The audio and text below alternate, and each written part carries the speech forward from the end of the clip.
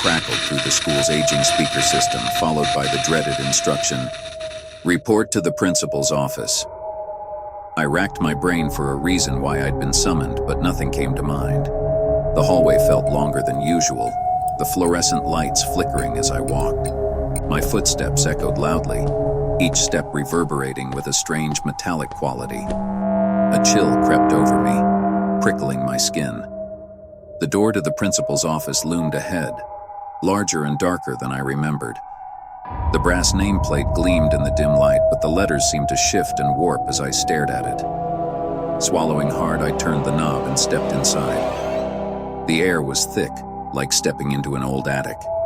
The room was too quiet, the faint tick of an unseen clock the only sound. The office was familiar at first. A large wooden desk, rows of filing cabinets, and the faint smell of polished leather. But as I looked closer, things began to feel wrong. The walls seemed to ripple, the wood grain patterns moving like sluggish rivers. The air grew colder, and my breath clouded in front of me. I noticed something odd about the filing cabinets. They stretched upward, impossibly tall, vanishing into darkness above. The desk was empty, no sign of the principal. A folder sat on the edge, my name written on the tab in red ink. Against my better judgment, I opened it.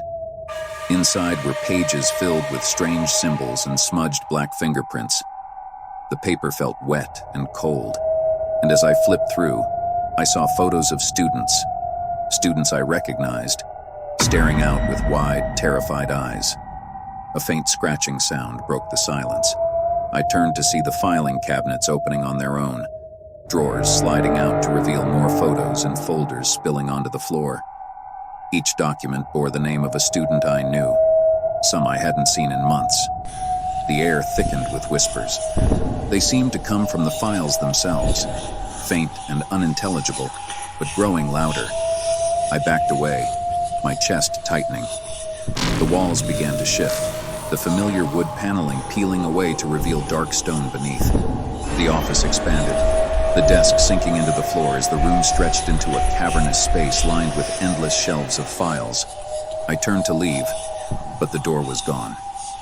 The entrance had vanished, replaced by a towering archway leading into a shadowy corridor.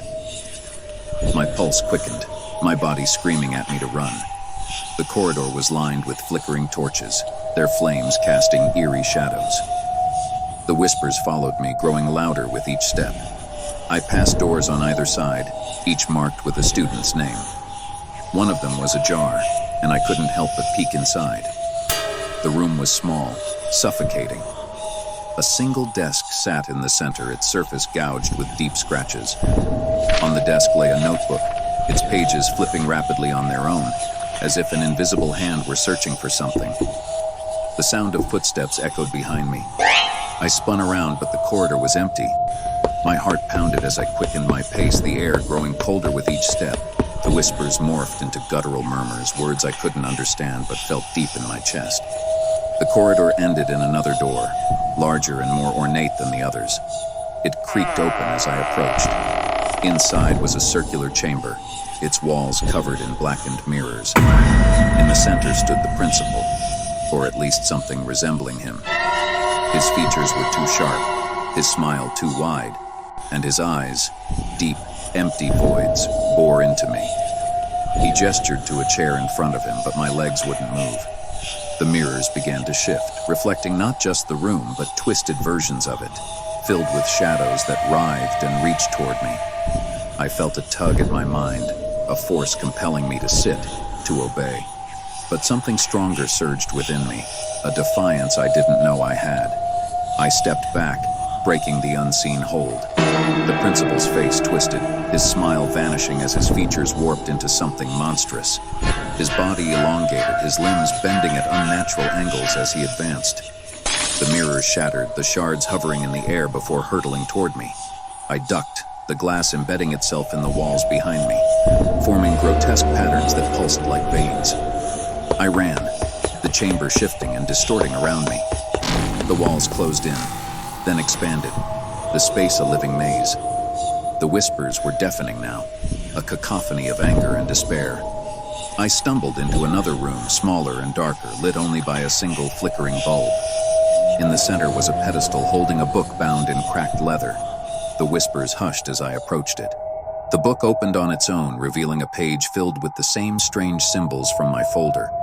My name was scrawled at the bottom in red ink, dripping like fresh blood. The principal's voice boomed around me, deep and resonant. He spoke of contracts, of power, of the price of rebellion. I realized then that every student who had entered this office had signed their name, sealing their fate. But I hadn't signed. Not yet. The whispers returned, now urging me to destroy the book. My hands trembled as I reached for it, the air around me crackling with energy. The principal appeared again, his form flickering like a dying flame. He lunged at me, but I grabbed the book and tore it in half. The room erupted in a blinding light, the air filled with an ear-splitting wail. The walls crumbled, the whispers turning into screams as the mirrors shattered once more, their shards dissolving into dust. When I opened my eyes, I was back in the hallway, the door to the principal's office sealed shut. My classmates walked past as if nothing had happened, their faces indifferent. But as I turned to leave, I caught a reflection in the glass of a nearby trophy case. Behind me, the principal stood, his void-like eyes staring back, his smile as wide and sharp as ever.